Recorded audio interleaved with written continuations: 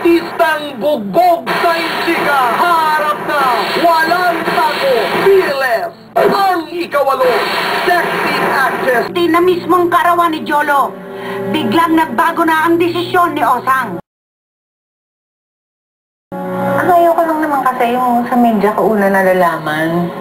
Bilang lola ng bata, dapat sa akin sila nagpapaalam, hindi sa sambayan ng Pilipino. Kasi kami ni Grace, nag-uusap naman kami. Nag-uusap kami.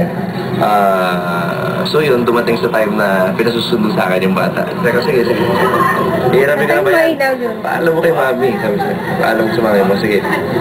Nag-uusap kami. Kaya tumawag ako kay Ate Christy. Ate Christy, baka po pwede natin mahiram si Gab para masurpresa ko si Jolo. Na Jolo, si Grace daw muna ang unang nilapitan ng mga ito. Si Grace muna.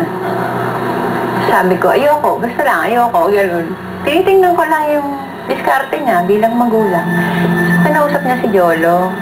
Sabi niya, ligawan mo si Mami. So, dumating may chocolate cake. Pero hindi, nauna yung text niya.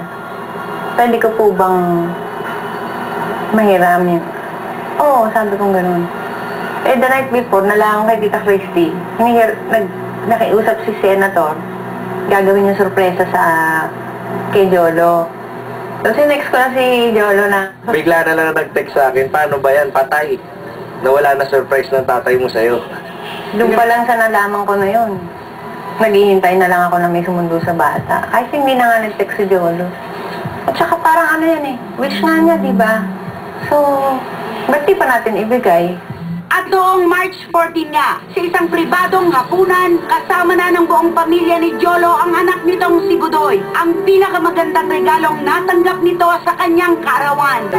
Well, natutuwa kami at nagpapasalamat kami kay Osang at pinahiram naman si Gab sa amin. Nalabasa ko nga sa diary pag-gising ko. Sabi yata ng lolo niya na mahal niya na yun. Napaiyak ako ng konti. Yung salitang mahal, medyo na-move ako doon. At sa isa pang birthday celebration nito noong March 16, masaya na rin inamin ni Jolo na meron na itong bagong pag-ibig ngayon. Meron. Secret. Baka kunan yung bigla eh. Non-showbiz, regular Filipino citizen. Ayon naman kay Osang, maging si Grace daw ay masaya na rin ngayon sa kasintahan nitong taga Baguio. Kasi kakaalis nila ngayon. Hindi, magtala naman ng Baguio, balik naman. Basta feeling ko lang sa Grace isa lang naman. Yung mga pagkakamali, huwag nang uulitin. At ang isa pang walang takot na revelasyon nang tanungin ng dabag ni Lani tungkol sa sitwasyon nila ni Osang ay ito lang ang isinagot ng aktres.